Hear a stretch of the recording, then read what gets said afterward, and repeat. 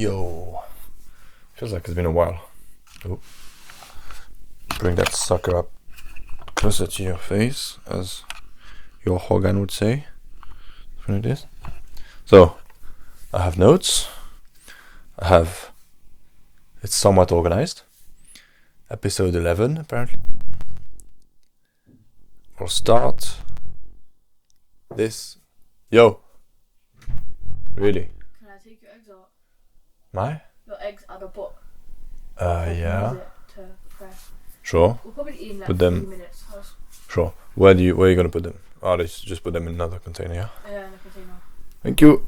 I'm eating, by the way. 3 of those are for tonight, yeah? 3? Yeah. Alright. And have you already had your salmon? Yeah, I've had my salmon. Yeah, I have to cook it. Oh, actually, you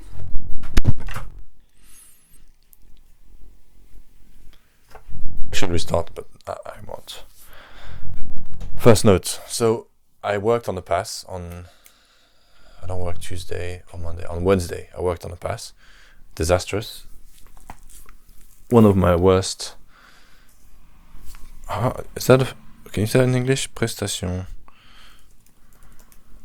This room smells like an animal is here. That's not the term. Performance, yeah, prestation, much better. That was my worst performance at the pass. I wasn't very good, and so when you're at the pass, you're just standing there. You're not going anywhere. You're standing there for the whole shift, from 12 to around 5. Yeah, from 12 to around 5, you'll be there, kind of non-stop.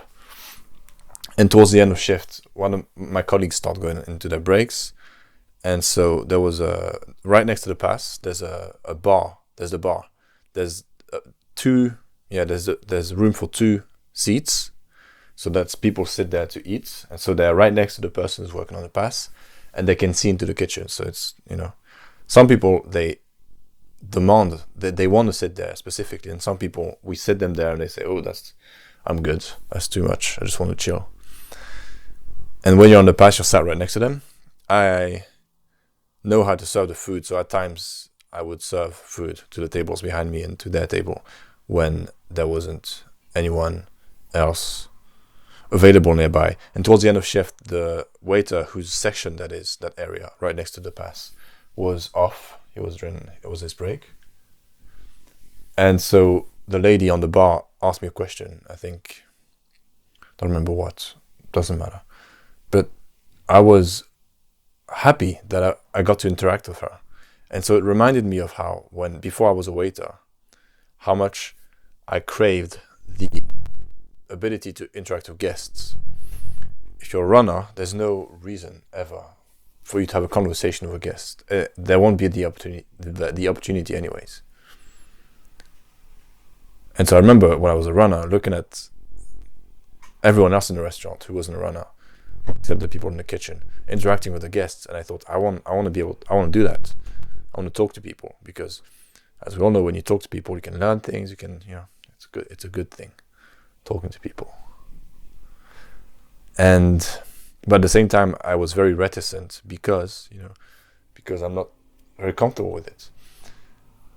But I regained my appreciation for the ability to talk as much as I want with all the guests when, after a whole shift of just interacting with chef, pretty much, and putting food on trays and trying to be focused and organized, I got to talk to the guests.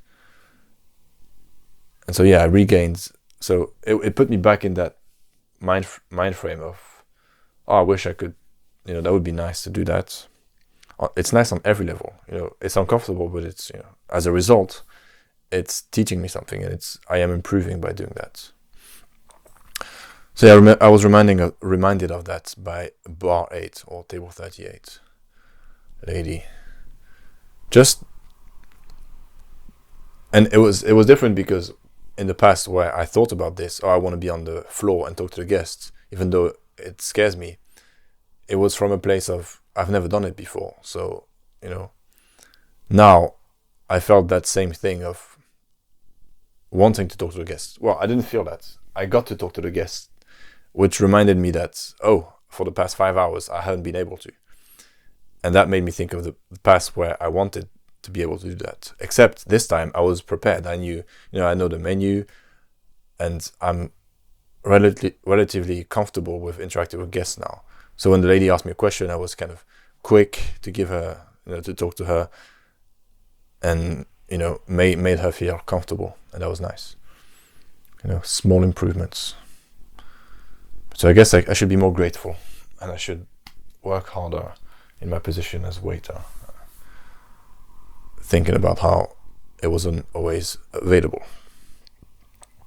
Last week I went to, was it Friday, I think? I went to a concert, Friday or Thursday, doesn't matter. I went to a Cleo Soul concert in Royal Albert Hall. It was my first time. I was supposed to go there almost 2 years ago, a year and a half ago. At the time I was working my previous job as a nighttime stockroom operator in Selfridges. So I started at 11, finished at 7 a.m. I found it hard to find any sleep, so I would sleep as close to before my shift as possible. So that day I planned on going to the opera in Royal Albert Hall, see an opera, my first time, with a friend, and then go to do my shift after that, because it's really close. It was really close to, it's really close to Selfridges, the Royal Albert Hall. And so I decided to take a nap before going to the Royal Albert Hall, because I wouldn't be able to sleep after that. And I wanted to be energized for the opera. And I never woke up. Well, I woke up much later, and I saw I had missed calls and messages from my friend saying, "Where are you?" I saw that this thing had started an hour ago, so I texted her, "Sorry, blah blah blah." She went to see it alone. I haven't seen her since. Yeah, pretty dumb. But so I got the opportunity to see a concert at the Royal Albert Hall. So I'm at the Pass. I don't know what day. It was the week previous. Have I mentioned this before? I might have. Anyways, my boss says, "Who's Abraham?" He's looking at his phone. And then he says, "Oh, it's you," or something. And he's got a text from Cleo Soul saying, "You," meaning him, my boss, "your wife and Abraham are invited." So it turns out my boss's wife, who's also my boss, who's like one of the most friendly persons you'll ever meet. Very nice. And she gets very close with the guests. Like, it seems like she can make anyone her friend. She's very, very nice. And so she talked about me to Cleo Soul. And so Cleo Soul invited me. She told her I was a fan, and Cleo Soul invited me, which is funny because she came last year, Cleo Soul, to eat at the restaurant. I was very excited when I saw her. One of my managers kind of told me, "Hey, go say hello to her." And I did. Very nervous and uncomfortable as I did. And it had been a week. So the previous week, I had been listening to her music on repeat, not knowing she would show up to the restaurant. Yeah. And then she shows up. So it's not like I'm a lifelong fan or even that long. It was a week, but I knew her music quite well, and I really liked it. And then when she showed up, obviously I was thrilled, or thought it was cool. I think one of her most famous songs, I don't even remember what the title of it is, but it's one of those songs I would have heard in playlists before. But that was the week where I actually started listening to all her music. So she shows up, blah blah blah, she leaves. And after that day, someone decided to put her music on repeat in the lounge, so the downstairs area of the restaurant. And so I haven't listened to her music since then outside of the restaurant, because it just takes me back to the restaurant. The first time I was listening to it outside of the restaurant since that time was at the Royal Albert Hall. And as soon as it started, it just puts me back in the lounge of the restaurant. Except it's much nicer in the Royal Albert Hall. So that was nice. That was beyond nice. That was amazing. very lucky of me. Well, in one of my earliest podcasts, I talk about how I should quit my job as soon as possible. If I had, I wouldn't have had this opportunity. And my manager, or the boss's wife, my boss, she bought a bouquet of flowers for Cleo Sol for me to bring, because they couldn't go to the restaurant. They couldn't go to the show. So I went by myself. This huge bouquet of flowers that I picked up right next to the restaurant. And then after work, I kind of ran home, took the tube with this huge bouquet of flowers, get home, changed, and then run back, took the bus back to the Royal Albert Hall with this huge bouquet of flowers.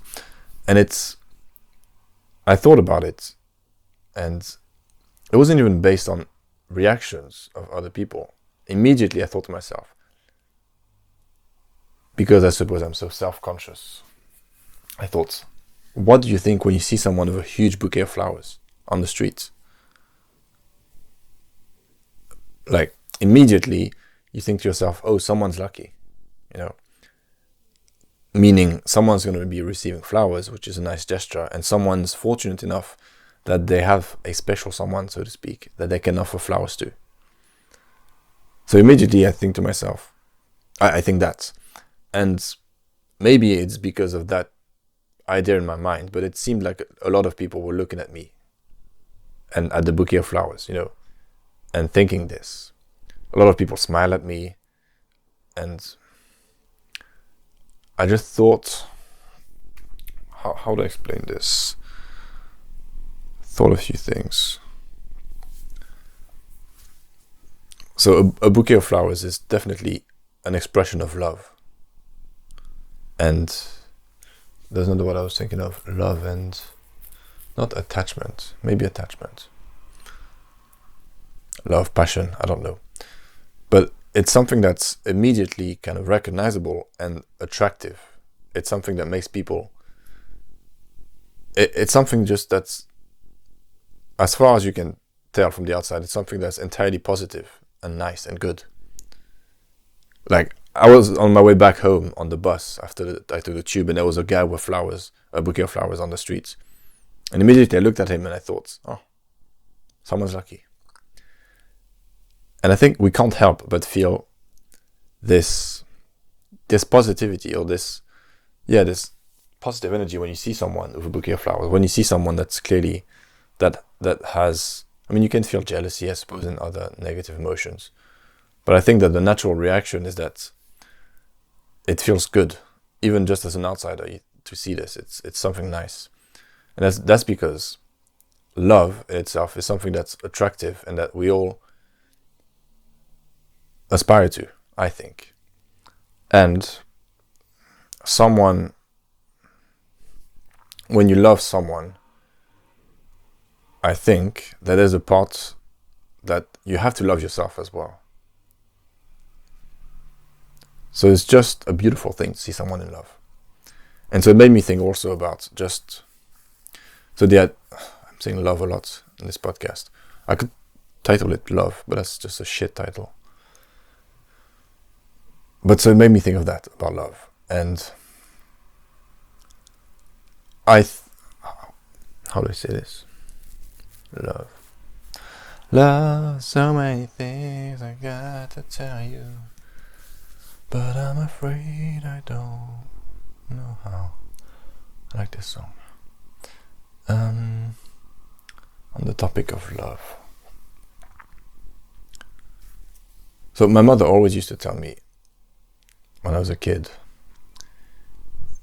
that before you shouldn't look to find the kind of perfect partner to complete you.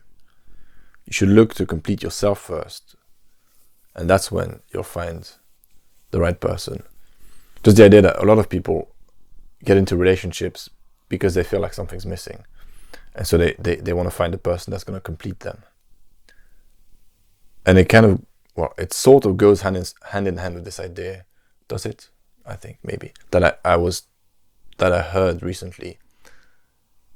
Well, not sure it does actually.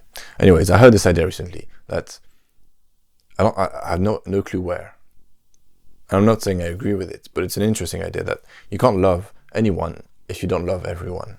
Just like if you hate anyone, you hate everyone. This idea that it has to be this absolute thing. You know, I don't know if it's true. I don't know if it's even that, or it might not even be that interesting when I think about it. But this idea that it's a complex thing. Obviously, I don't know what I'm talking about. I'm lost. You know, because it's a complex topic. But so I have looked towards, because the thing, when you look at it in this way, someone to complete you, there's also the fact that it seems like it's easier to love someone else than yourself, because you know yourself and you know all the ways you're not worthy, so to speak, in your eyes. Whereas when you look at someone else, it's easy to idealize them and to brush aside the negative things. So loving someone else is something that's just easier, which is another reason kind of why people get together with someone else. Because we all have this yearning to love someone, I think. To love, period. And since it's easier to love other people, we seek this validation and this completeness in others. When the first step should be to love yourself and that's something I noticed. I remember when I was at uni, moved out for the first time. I was 18, I think. So I was independent. And I was taking care of myself, like doing the right things, having a good diet, cooking for myself nicely, nice meals. That's something, that's like a non-negotiable. The idea of being someone who eats badly is something, it's from my upbringing. But always, like, it seems to a lot of people, to students, it seems kind of over the top. It's like, I make myself a nice little salad, I want to get my greens. You know, there's, I don't know, it might seem basic, but to students, it's like anything beyond those ready-made noodles that you put in the microwave with some water. Well, no, you just put boiling water in them, or pizza. Is anything beyond that is crazy. So I used to take care of myself in that way. And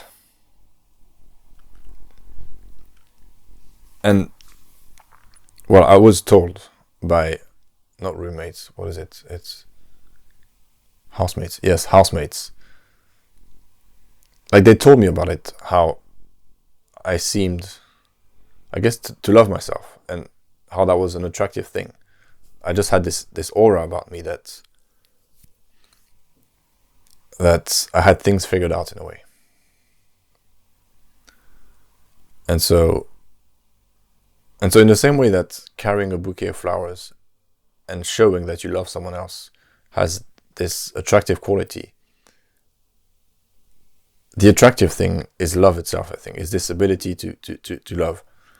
And so if you're able to show that you love yourself, I think it has the same attractive quality. It has the same effect on people. Which is why I thought about this idea that if you love, in order to love anyone, you need to love everyone. Is that you can't have one without the other, or that they're the same thing. They're the same thing. You look at someone who's clearly in love with someone else, and there's this attractive quality, and you look at someone who's clearly in love with themselves, and not in a narcissistic way, just in the way that they treat themselves well. And that's attractive as well. Whew. Did we get there? I'm not sure, but that sequence of unfortunate sentences is over. Sequence of unfortunate sentences. I like that. Next note. In chess, so I'm playing a lot of daily games where you have a day, right? A day? Yeah, a day to play the next move in those games. So I have probably around 100 games. 50, I think I start 50 at once. And maybe it goes up to 60 games loaded at once. And I have a day to make a move on each game. And sometimes when I'm at work, I'll peek at it and be stupid enough to make a move. Though the good thing is that you can analyze, you can try a move and then how do I even explain this? You can just see how a move will affect the game. So you can play your move, you can go outside of the game into a simulation essentially, and you play the move you wanted to play. Then you can play the move that your the opponent might play. You can try different things, and that's useless at the very start of the game, for example, where there's just an infinite amount or that too many options. But once the game starts getting kind of closer to the end game, you can start seeing, or even before that in the middle game, you can start seeing how moving a certain piece a certain way will give an opportunity to the opponent in 2, 3, 4 moves, and vice versa for yourself. And why the fuck? Oh yeah, so that's the appeal of playing these longer games, is that you can really think about your moves. And I analyze them when I'm finished. Analyze them as in I look at what the computer says, which is funny actually, because the computer will say that something is a bad move, but it's, as far as I can tell, it's analyzing things in an ideal scenario in terms of if my opponent was a computer as well and played the best move in return.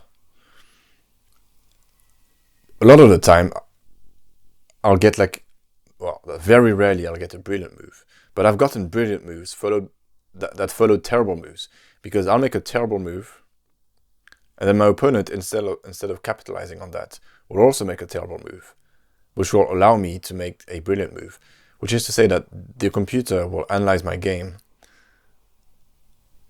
Well, I suppose it's always going to be beneficial to me because it is about me making the best move, but it's not analyzing things. It can't analyze things thinking like a human, which sometimes a move that I'll make thinking, oh, I'll make this move because he'll make that move, or they'll make that move. And the computer's like, well, I'm not going to make that move, so that's a mistake. But the person ends up making the dumb move that I anticipated, or dumb subpar move that I anticipated, which is interesting. Yeah, that's that. But so I'll analyze the game and see what I should have played instead of what I did play. And there's so many recurring mistakes, such as getting fought by the fucking knights. I hate the knights. Recently I've blundered my rooks countless times, and sometimes in exactly the same way or whatever. But one mistake I'll make is I think the word is like just ending the tension. I'll play a move and putting one of my pieces facing my opponent's pieces, giving the opportunity for an exchange, and they won't take it, and then I'll keep playing without taking their piece either. And a lot of the time when I look at the analysis is saying just take it, just take it, don't just wait, take it. A lot of the time it's saying the best move would be just to take it, and instead for some reason I just keep the tension. And I think that's something that I do in life as well. It doesn't translate exactly, but being in a situation where I just have to make a specific move, I just have to make a specific move, but I'll delay it. Such as, for example, when I was at the Clear Soul concert, I thought I was going to be late, I got there at 7:30, and she started at 9. So I sat down, row 8, seat 141, something like that. And a lady sat next to me, and she was by herself, and I was by myself. And I thought I should talk to her. And then many thoughts bounced in my mind, like, no, for example, don't talk to her. She'll think you're hitting on her. You're trying to, she'll think that. Or maybe she just wants to be left alone. Maybe she's waiting for someone, then they'll arrive and it'll be awkward. All these kind of reasons not to do it. But the prevailing wisdom, the reason that beats them all is just, I didn't know when the show was going to start. It turned out it was an hour and a half later. But I'm not just going to sit next to her and ignore her for an hour and a half and like be on my phone. It just makes no sense, right? I'm a human being, just interact with a fellow human being. And I was in this, how would I call this? Limbo, I think it's a good word. Just limbo, right? Just thinking, all right, just talk to her. Just because you want, just talk to her because it's like, it's the thing that makes sense in that moment. All right, there's all these things in my head. Oh, she'll think this, she'll think that. Oh, this will happen, that will happen. In that specific moment, the right thing to do, not in an ethical sense, just it's the right thing to do in that moment. Just, there's a person, just talk to that person. And so, like so many times before, I've experienced this limbo. Just being there thinking, do it, don't do it, do it, don't do it. Should I stay or should I go? And I ended up talking to her. We had a nice chat. She was very interesting, very nice lady. And then, yeah, I think we connected on, it's a weird thing to say because I think people who are not who are not struggling with being social like me, they experience that so often that to them it's normal. But to me, talking to someone and actually, having especially since most conversations I have are at work with my colleagues and with guests, and so they're not. She and I got along quite well, and most of my colleagues, for example, we just don't have similar interests, and I'm not good enough at conversation yet to bridge that gap and have a good fulfilling conversation. And with the guests, I'm still unable to kind of open up totally and really ask interesting questions to them, and just I keep it very surface level, which is something I need to work on. But so as a result, I don't have many experiences of talking with strangers and having 1 hour and a half chat and finding that I get along well with them. And so we did, and we watched the show, and at the end she asked me for my Instagram. I gave it to her. She knew a lot of the people who were there watching the show, so we walk out of the aisle. So stupid. Walk out of the aisle, and she meets a guy that she knows. She hugs him and starts talking to him, or just says hi, and I just keep walking. I thought I really wanted to use the toilets, and I thought, well, she knows a lot of the people there. She might, she would have a lot of people she wants to catch up with, and I've been in situations where I'm with a friend, for example, and they introduce me to this group of people, or I'm just invited somewhere by a friend, and they make no effort into kind of integrating me into this new group, which obviously I'm an adult. I have to do that myself, but I think you do have not a responsibility, but it's just a natural thing to do when you bring a stranger into your friend, well, someone who's a stranger to your group of friends into that group. At least you introduce them, and I've just had this experience many times of I'm invited to a party somewhere by a friend, and literally I don't even know where they are. I'm just like lost, and me lacking those skills me lacking those skills, the social skills, I end up just not talking to anyone. Whereas if that person made the simple, natural effort to kind of integrate me into the group, that wouldn't happen. So I've had that experience, that frustration before. And so I immediately thought, oh, she's talking to someone she knows. There's a bunch of people she knows here. I better get out the way. I better leave. And plus she had taken my Instagram, so I thought, we can just message each other later on. But then obviously I thought, that's not a good last impression to leave. Didn't even say bye. And then I thought I should text her afterwards. Maybe even be honest. But that's that. That is that. That's all she wrote. Next note. Transparency. What will that get me? Seek boring as the next note. So my sugar thing, my crippling addiction to chocolate and sugar, is very much under control at the moment.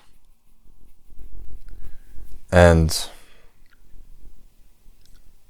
I feel like I could eliminate it. How do I say this? I really don't feel like I need it. Actually, I eat dates because they're very full of calories and they're supposed to be quite healthy. Fuck, they're super sweet. They are very sweet. So I'm thinking of cutting them out of my diet. So I have to find a replacement. But so, by lowering my intake of sugar, my tolerance has lowered. Like eating 3 dates now is like, it's too much. And so I've been very useless this weekend. Watched a bunch of videos on YouTube. And there's a bunch of videos talking about those, like, you think of those keywords: dopamine reset, instant gratification, comfort zone. All these ideas that we've all heard before 1,000 times, but no one applies. And so, in being someone that gets distracted easily, I'm gonna keep my foot in the frame so it doesn't look, I don't know. In being someone who gets distracted easily and sidetracked easily, it's just like sugar. I have a tolerance to boredom. And my tolerance, not even to boredom, I don't know what the tolerance is to. Yeah, I suppose boredom, but maybe boredom is not exactly the word, but I have a certain tolerance. And just like sugar, my tolerance for sugar was very high. I could eat a lot of sugar, and now it's low. And my tolerance to boredom, same, is very low. And so, like, I watch videos on YouTube at 2-3 times the speed. I'll be listening to a video on YouTube whilst playing chess, whilst listening to music, because my tolerance is so low. My tolerance to boredom is so low.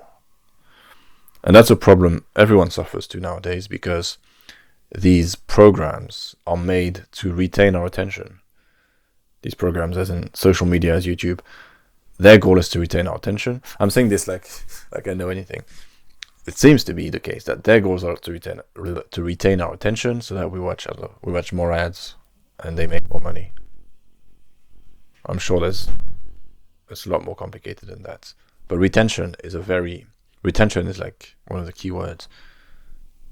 My mother was watching a documentary on social media and the algorithms and stuff. Don't say stuff. The social media algorithms. And they mentioned the word rabbit hole, and how that's essentially how it works. They're trying to put you into a rabbit hole. As in, they're trying to, well, you put yourself in the rabbit hole, but they give you as many opportunities as possible to keep you on the platform and to keep you watching stuff. So that's just how these things are made. And as a result, our attention spans, also, that's another key word, right? Attention span. Our attention spans and our tolerance to boredom are very low, and so we get distracted easily and we have bad focus. And so in that weekend of being useless that I just had, I watched many videos by people talking about, sharing these tips and these hacks and these ways of improving and these reasons why there is no improvement. And there's so many of these people, sharing the same information. And there's like 15-year-olds like sharing wisdom on how to better your life, how to improve, and clearly smarter than me. And they understand the things they're talking about. It's just odd, isn't it? But so the key is to to change the threshold or the tolerance, just like I did with sugar. And so I think it's become clear to me that I need to cut out certain things completely. So I had deleted Instagram from my phone. Then I downloaded it again. Well, actually, I downloaded it. Oh, that's kind of weird. I downloaded it after the Clear Soul concert. Yeah. I think I had downloaded it before. Yeah. I think for the past week and a half, I've kept downloading it and deleting it and downloading it. But it seems clear that, well, for example, with there is, no, not necessarily. Yeah, I don't need Instagram. Like, people will tell me, well, when you meet someone, you want to show them your Instagram. Like, if you want to make a professional connection or anything, you have to have work that you can show immediately. But I don't need Instagram. I just need to accept that it needs to be I need to get rid of it completely. There's Instagram, and same with YouTube. It's crazy how you think you escaped some kind of negative cycle, and then just so easily you can get pulled back in. And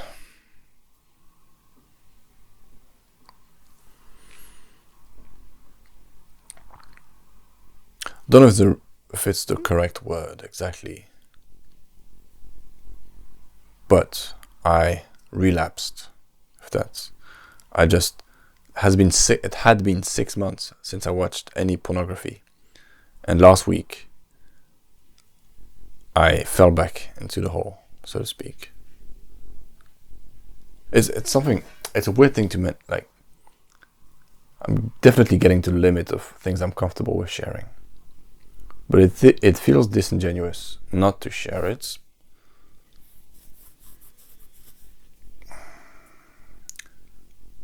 Is that a good thing, being vulnerable? Who knows? But I don't know, it's a failure. I suppose it has to be. I have to face the fact. I have to be upfront about it. And so yeah, that feels like a big failure. It had been half a year. Like more than half a year. And it felt just like something that was, as I've mentioned before, under control. And I think the way it started is I downloaded Instagram. That was before the concert, like a week and a half ago. Downloaded it, and quickly saw an image of probably a model or something, went on her page, looked at a bunch of photos, looked at a bunch of other models, and then I was back on the porn site. How do you say this? The mental strength, like the lack of mental strength, is incredible. But something I have to accept is that, well, I have to accept that the lack of mental strength is there, and that therefore I have to be just uncompromising with making sure that it's not on the table, basically. That it's not an option to fail again. And that puts it, I had actually forgotten how shitty it feels to be in that, to be doing it, to be in that, I don't know, state of mind where you would actually do it. I had forgotten just how completely shitty it feels. So I guess a reminder, I guess there's good in it, a reminder. 6 months, that's the longest since I started, since I discovered it around the age of 13. That's crazy, that's 10 years. That's more than 10 years. That's mad. Like, how fucked up is my brain as a result? It's one of these things. We don't have the survivors yet. It's still a somewhat new phenomenon. How much did that fuck me in the head? Well, back to square one, so to speak, on that front.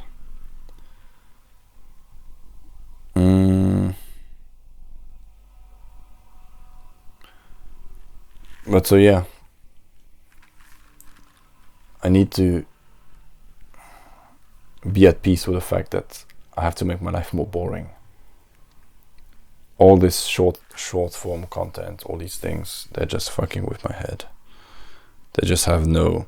And all these nuggets of wisdom, these 10 habits, these 10 tips, these 10 hacks videos, like you never ingest anything. Like you never really learn. It's strange, right? It's just purely entertainment. It's just purely watch this, so then you can watch that, so then you can watch this, so then you can watch that. It's just this rabbit hole. I'm sure there's people who are able to actually watch these and ingest them, and I'm sure that happens. And it's not even the content's fault, but yeah. It's strange. It's a strange thing. And so, if you enjoyed this video, I remember when I used to watch YouTubers. I remember like one of the first times I saw one do this, like point to somewhere on the screen. Wait, I can see my reflection, so imagine. But yeah, you can put something on the yeah. Like, watch this video where I go into more detail about this thing, and then also you can watch that video. Also, you can, the buttons you can press down there as well. I remember thinking, what did I think? I don't know. I thought it was pretty funny. But that's the whole point of this. Well, that's the way you have success on YouTube, right? If you like this video, watch another video of mine. So it keeps you on the website. And yeah, the best part of online mindless media is the comment section. Yeah, that's something I would miss. That's something I will miss when I cut out these things, the comment section. You can have these worthless, uninteresting, unoriginal, forms of content, videos, images on Instagram, YouTube videos, TikToks. I don't have TikTok, but I suppose they get shared to Instagram as well, probably. Yeah, just uninspired shit. And then the comment section, there's always something that's going to surprise you and going to make you laugh. Everyone is making concise and precise and short, easily digestible content that you can binge watch, you can retain nothing. And I make long, meandering jibber jabber. So, not a recipe for success, but in both, well, very unlikely anyone's going to watch this full thing, but in both cases, you're getting nothing out of it. All right, it's smarter to make a bunch of 2 minutes, 5 minutes, 10 minutes videos, and then, very fast paced, and people watch it, then they watch the other one. That's the kind of way to succeed, rather than long form content, especially unstructured. This whatever thing I'm doing now. But either way, it's kind of all mindless matter.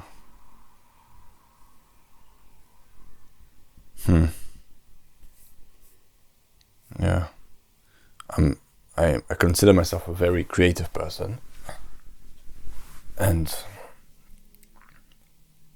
something I've known for a while, but I just can't just integrate it into my life and accept it, is that I am very chaotic,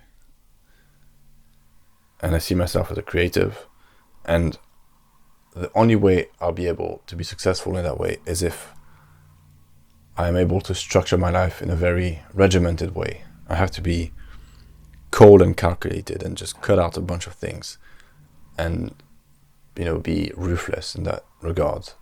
If I want, on top of this structured base, if I want to have my creative, existence. That's, everyone needs structure, right?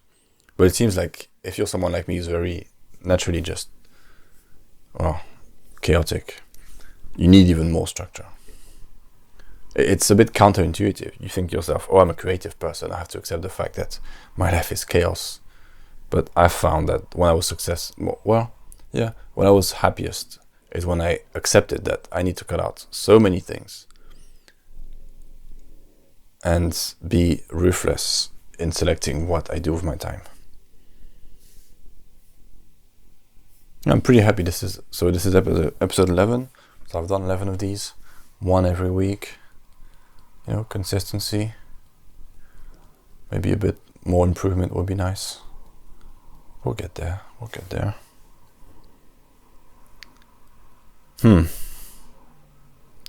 Any more notes? No more notes. Poem. I have a poem. Les Aveugles by Charles Baudelaire.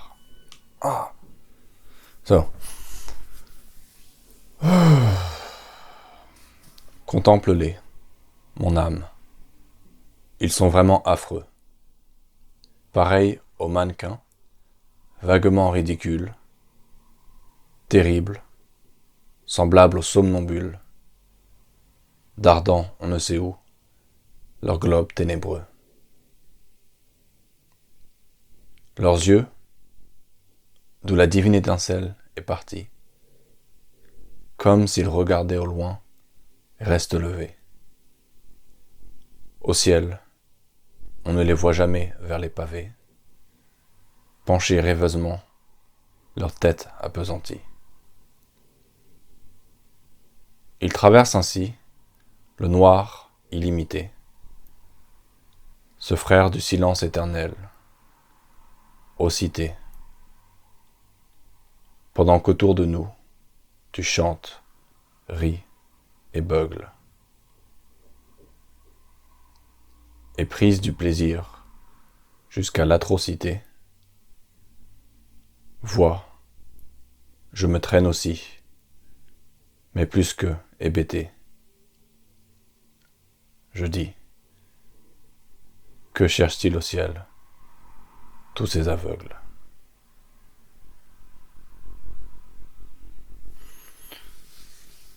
It's a bit like entering a trance in a way. A trance. I say trance. I prefer trance. I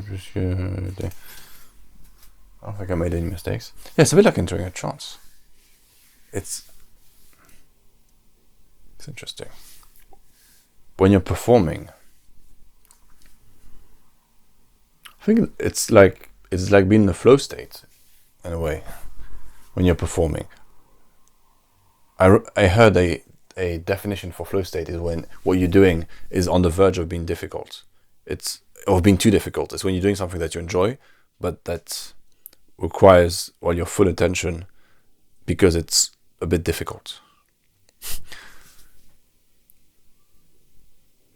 How difficult can it be reciting a poem? But yeah, I have a bad memory. I wasn't sure I would be able to recite it now.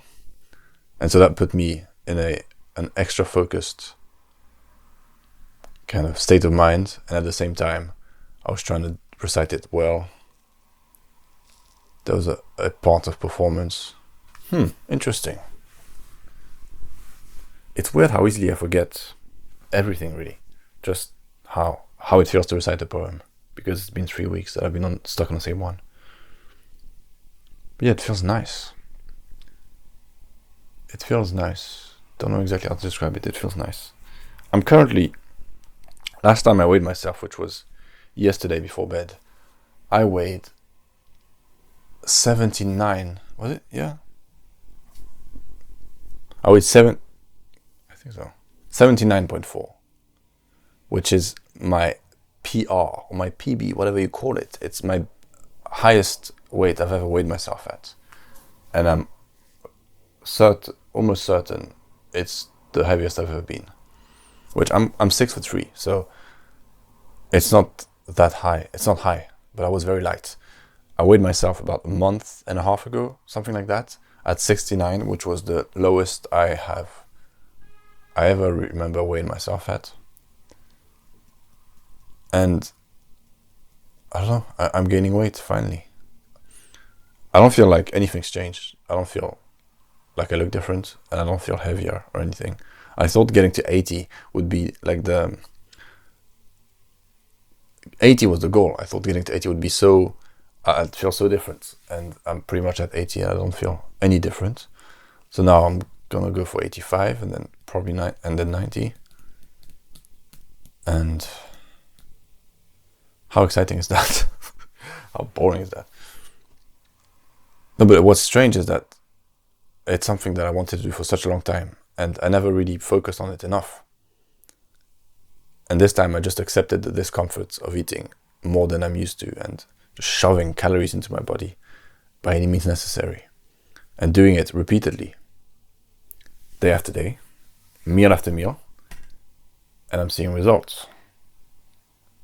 It's that simple. You just that's something that's also counterintuitive. You're always told to listen to your gut. You're always told. It's an idea that we've all heard before, and that has a lot of traction, or it might just simply be true. You should listen to your guts, like your instincts. But the problem is that counterintuitive things are everywhere. They're just the way the world is structured. For example, well, this might be a bad example, because as far as I know, putting on weight is not necessarily a healthy thing. I'm in a caloric surplus, so I'm eating more than I need to, and that's not actually necessarily a healthy thing. It will be healthier to just eat the amount that I need and stay at the same weight. But I guess I'm fighting nature on this one. But when I started, it didn't feel right eating more than I was used to. It felt wrong. Like in my gut, I thought, that's not right. But then you force yourself, and eventually you get to a point where you get your results and it feels right. Not the best example, because as I said earlier, this might not even be really the healthiest way for me to treat my body at the moment. But being a waiter was the same thing. It just the kind of techniques and the way you have to approach the job and certain things didn't feel natural at first. It felt like pushing myself outside of my comfort zone. In my gut, it felt wrong.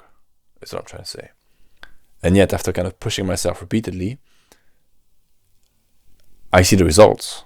And as a result of that, I see the results, and the results make me know that it was the right thing.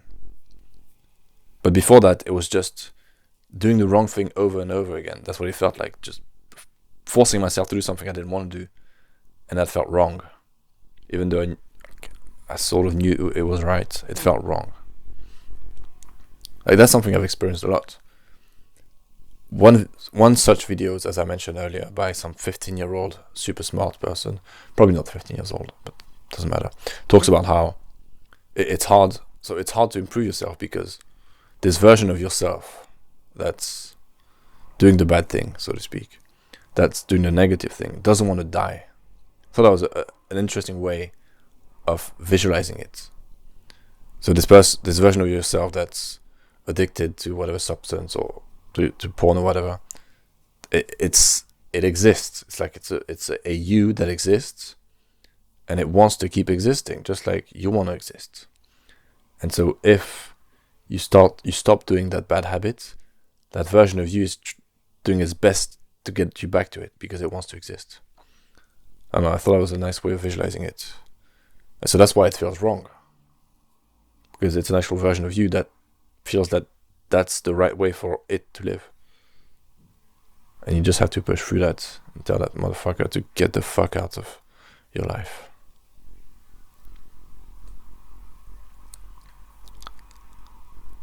And I suppose that's something you can only learn with experience, because, yeah, I can think of many instances of things that I look back on, things that I did that in a moment felt wrong, in the sense of it felt uncomfortable.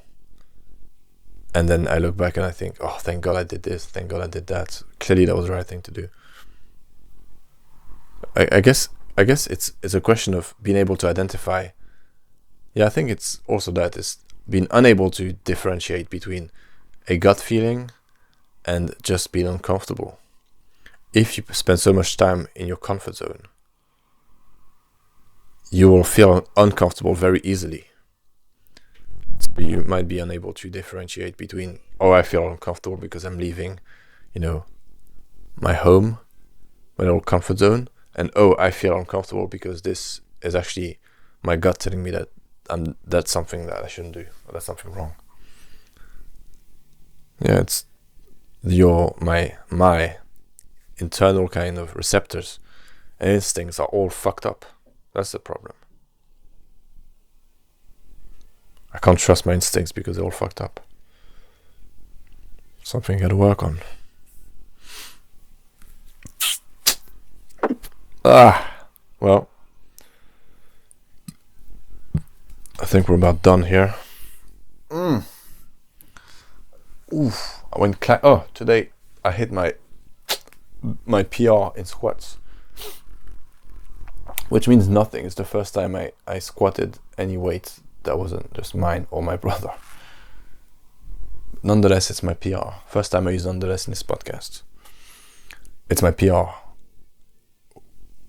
Squatting with a weight. These weights are horrible. What the fuck? Like, everyone who's ever doing these, I don't know, whoever goes to the gym and squats a heavy load, that's what they feel. It's horrible. It hurts. I tried the first time and I thought, surely this is not. Surely there's a cushion somewhere I'm supposed to put on my shoulders, because this is very uncomfortable. So I worked. I was smart for once, and I worked my way up. Started very low, and I did 100 kilos. That was the max, which I'm sure is a pathetic number, but it's the number I got, and it's my personal best. So I have to be happy about it. It's the most I've ever done. And that's that. Celebration. I hit my personal best. It's this week. I got to see a Cleo Soul concert. Had a nice conversation. Life is good. Life is good. Tomorrow I'm going back to work.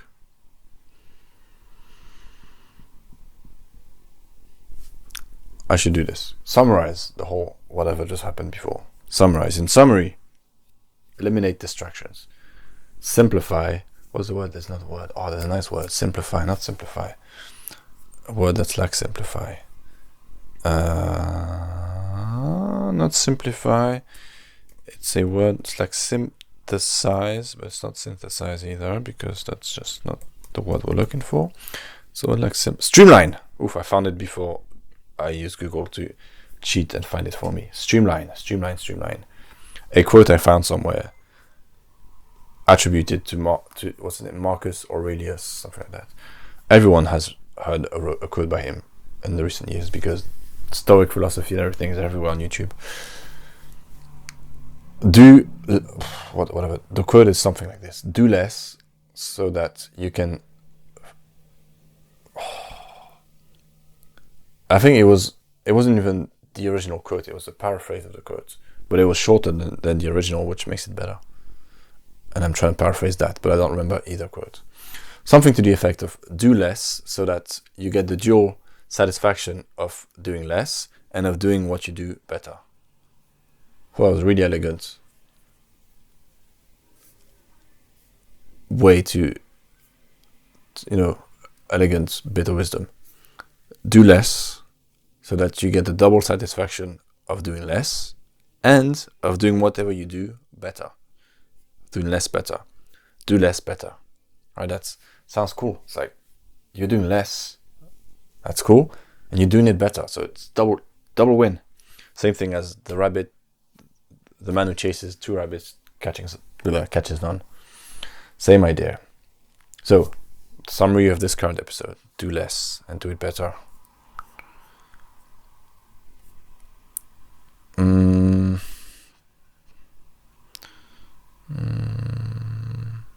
Cut out excessive stimuli. Control your tolerance to stimuli. Be grateful. Love yourself. This is that type of podcast. Love yourself. Love yourself. That's the key. Right, but that's a kind of like, what does it mean, love yourself? That sounds so cheesy. Right? But love yourself is actually such a beautiful and concept idea. It is. It's not this cheesy bullshit. In fact, like, when I think of love, it's mostly when I think of everything, it's mostly from movies. How many fires have I seen in my life? 1, 2, 3, 4, 5. I don't know. How many have I seen in movies? Hundreds, thousands. The experience of seeing an actual fire and the experience of seeing a fire in a movie are nothing alike. But I feel like I've seen many fires. I have this database of fires in my head. Do I? Possibly. But I've actually seen very few real fires. And the same thing with love. Every other movie is about love. It's always something that people talk about. And so, it's a bit like pornography. We have this misconception about what love actually is because of these movies. Because love is not, well, I'm not going to talk about what love is not. But when someone uses the sentence, love yourself, it's not about the things you see in movies. It's not about defeat that demon. Train hard in order to defeat that demon so that you can protect your loved one or something like that. It's in the simple things. The tiniest of things. That's where that's the actual thing. It's the tiniest of things, the things that no one sees but that actually have an effect, that things that make you feel good. Treating in your thoughts, in the way you speak to yourself. That's what we're talking about here. If someone talked to you the way you do to you, I'd put their teeth through. That's not a quote from me. That's a nice song. Alright, after this little diatribe on love, is that the right word? I love this word, diatribe. Do I actually love it? Or do I just lust for that word? Forceful and bitter verbal attack and so on, something. That was not a diatribe. Well, somewhat. Thank you. Goodbye. Thank you. Au revoir. Thank you for listening. Goodbye. Thank you. And sorry. And thank you. I can't be bothered to get up. Oh shit. Did we stop recording, motherfucker? We did. Oh Lord. How long ago? You fucking bitch.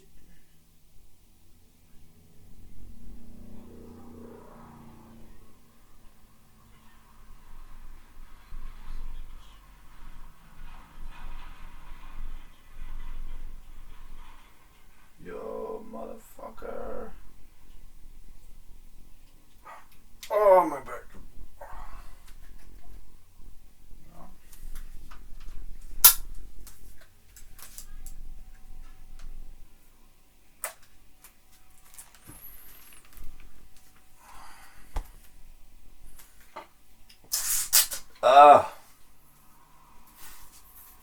If someone talk to you the way you... Oh shit, did I stop the fucking...